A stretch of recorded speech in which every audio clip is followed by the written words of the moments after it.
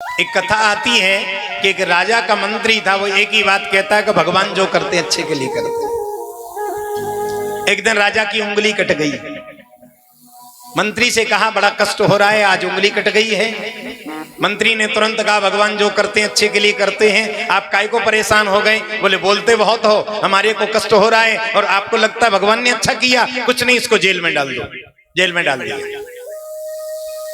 अब राजा गए शिकार के लिए, सब लोग पीछे रह गए, पकड़ गए, भीलों के क्षेत्र में पहुंच गए। राजा पकड़ गए और राजा को बलि के लिए भीलों ने पकड़ लिया है। जैसे ही बलि के लिए पकड़ लिया है,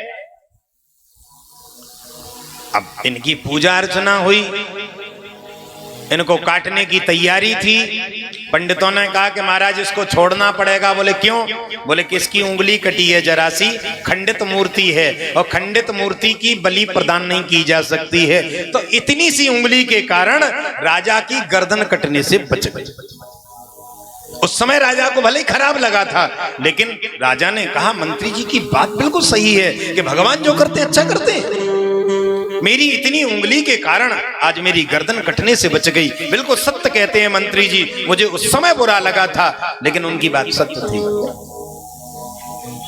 बिल्कुल सत्य कहा था। राजा घर गया, मंत्री जी को तुरंत जेल से बाहर निकाला और कहा मंत्री जी आपका धन्यवाद, आपकी बात सत्य है कि भगवान जो करते हैं अच्छे के लिए करते हैं।